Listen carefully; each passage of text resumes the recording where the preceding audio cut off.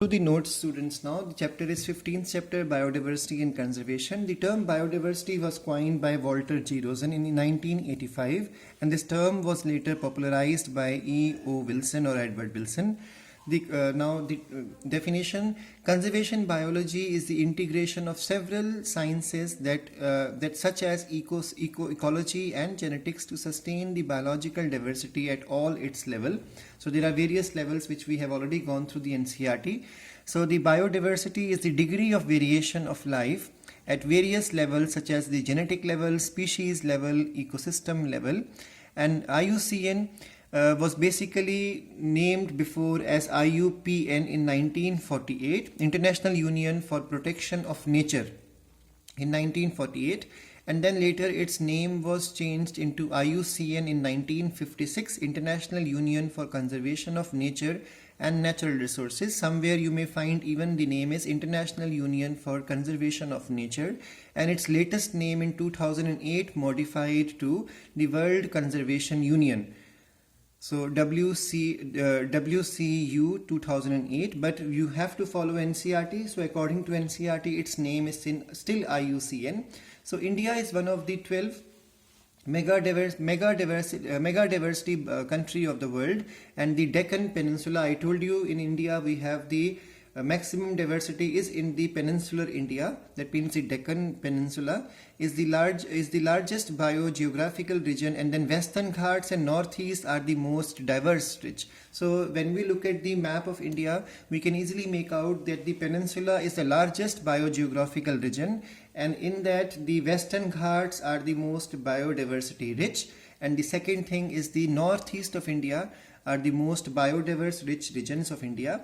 18% of plants are endemic to India, and in the same manner 62% amphibians, 50% of lizards are endemic in India, and India covers just 2.4% of the world's land, but it has a great biodiversity of 8.1% when we compare with the global diversity in India. So the next thing is the hierarchical levels of biodiversity. So the first level is the genetic diversity, the diversity in number and the types of genes as well as the chromosomes in different species and variations in the genes in the same species. This all is called as the genetic diversity, and these variations helps in adaptation to changing environment, and these also help in evolution. For example, Rauwolfia vomitoria, which gives us the drug called as reserpine, is found in various Himalayan ranges, and then it has different potency as well as concentration of the drug. There are more than 50,000 strains of rice and 1,000 varieties of mango in India. So these are all examples of genetic diversity. The species diversity, the number of the species per unit area, or you can say the species richness, how many species are encountered in a smallest area or unit area, is called as the species richness or diversity. Species richness of any habitat is also called as the species diversity. An example, as per NCERT, Western Ghats have the greater biodiversity of amphibians when compared with the Eastern Ghat. The third is the ecological diversity.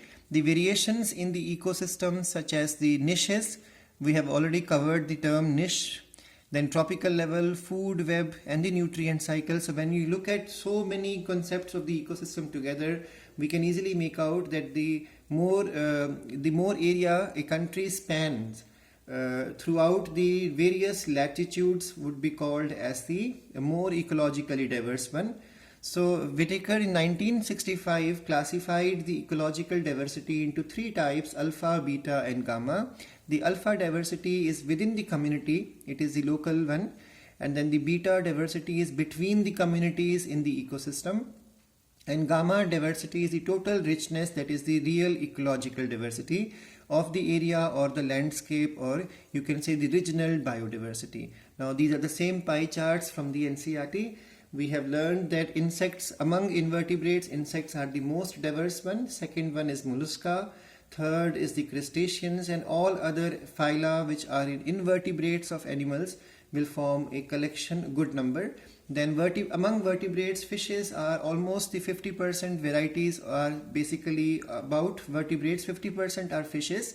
And then we have birds, the second most abundant with their diversity, and then reptiles, amphibians, and the last one is the mammals. And among plants, fungi and angiosperms, they contribute maximum diversity, followed by algae. Then we have the pteridophytes, that is the ferns and allies, bryophytes, that means the mosses, and the lichen. India, as per the reports, we have reported 45,000 species of plants in India, and then as per NCERT also twice the number of this, means 90,000 species are going to be the animals. These have been reported and listed so far, and according to the estimate of Robert May of the 22%, the calculation he gave, if you apply the same calculation to Indian biodiversity, then there are 100,000 species of plants and 300,000 species of animals. 70% of all the species are animals on earth. 22% include the plants. So we have covered all this already from the NCERT. And then more than 70% of all the animals are insect. That means out of every 10 out of every 10 animals, 7 are insects. And the species of fungi, total diversity of fungi, which is more than the sum of all the fishes, reptiles, amphibians, as well as the mammals together.